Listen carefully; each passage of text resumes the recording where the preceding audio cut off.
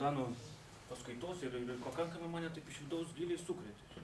Aš pergalvojau, kokias aš į knygą skaičiau per paskutinį laikotarpį. Ir kiek gerų darbų padarė dar pagalvojai.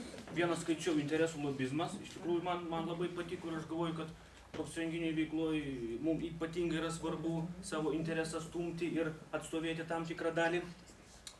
Ir mes čia turėtumėm plačiau iš tikrųjų padiskutuoti ir dėkti, įlieti į mūsų šitą profsąjunginę veiklą šitas mintis. Kitą knygą skaičiau Menas derėtis. Ten iš tikrųjų kalba eina apie moteris, rekomendacijos moteriams, kurios ateina derėti su vyrais dažniausiai. Tai gali būti darbdavys, gali būti tiesiog šiaip elementarus kažkoks naudos gavimas, tarkim, kad sugedo automobilis gatvėje, bet kas ten buvo pasakyta. Ten sako, kad moteris turėtų vilkėti rožinį kostiumėlį. Ir dar kuo trumpesnį. Žinot, tai va, čia pusiau juokais, pusiau rimtai. Makiavelis pasakė, sako,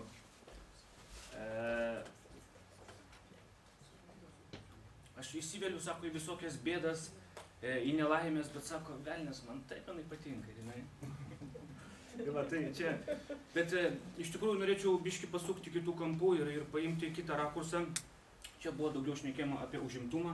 Aš vis dėlto kaip teisininkas norėčiau labiau pašnekėti apie darbo teisę ir visų pirma bent jau kelias mintis mestelti apie profsąjunginę elementorių.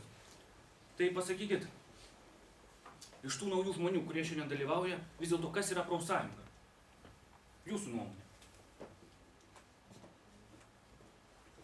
Kas yra profsąjunga? Nes šiandien tai, kaip bebūtų, tai yra Lietuvos profesinės sąjungos solidarumas konferencija.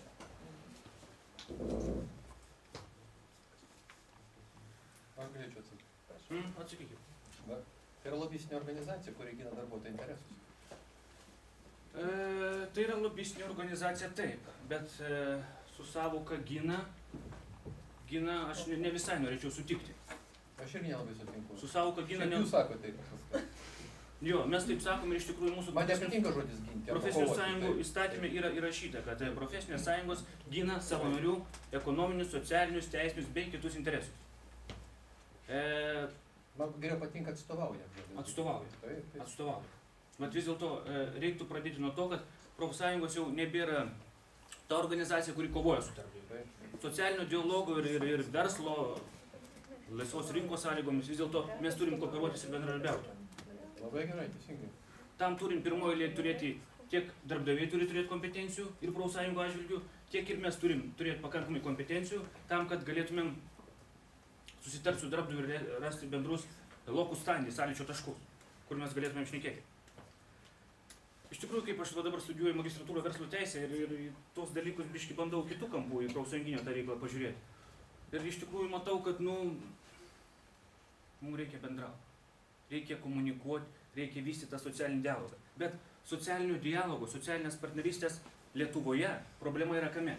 Kad socialinis dialogas yra nuleistas iš viršaus. Jeigu mes trišaliai taryboje dar visi susišnekam ir pas mus kažkas vyksta, tai šakos lygių, teritorijos lygių arba įmonės lygių socialinio dialogo nėra. Arba labai mažai. Va čia yra didžiausia mūsų socialinio dialogo problema. Kita problema yra tame, kad nėra lygiaverčių partnerių. Jeigu nacionaliniam lygiai mes dar susišnekam ir dar galim kažkur pasistumdyti interesus savo, bent jau vienaip ar kitaip pasturėti. Įmonės lygių profesinė sąjunga, jinai bus ar Elmeno Vorster profesinė sąjunga, arba kita profesinė sąjunga, išskyrus Vilniaus autobusų, kur ten narystė 100% ir kuri užduoda toną visai organizacijai. Tai kaip katinas su pelė dėrybos vyks, o žinot, kokios gali būti dėrybos tarp katino ir pelės. Kas stipresnis, tas ir laimi.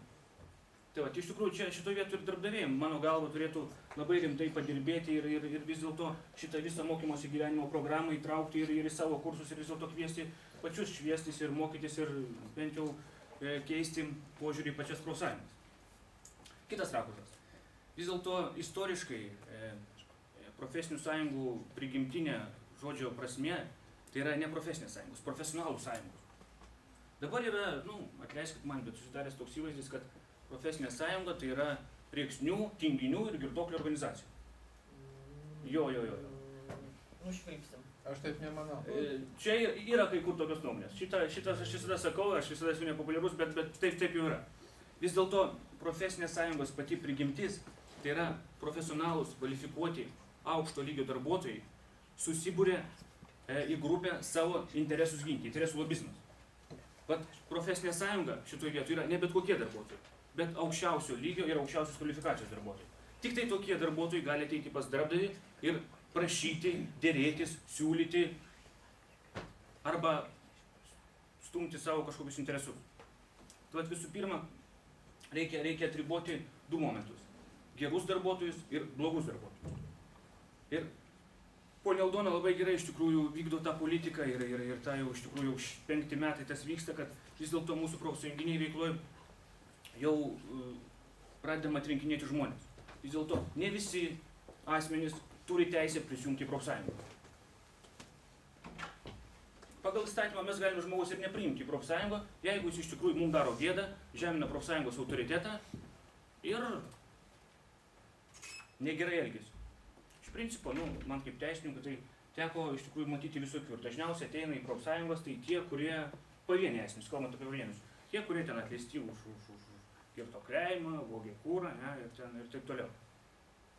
Tai šitoje vietoje yra labai svarbi profsąjunginė politika. Profsąjunga tai yra profesionalų sąjunga, tai yra darbuotojų, kurie gerai dirba ir kurie turi teisę reikalauti.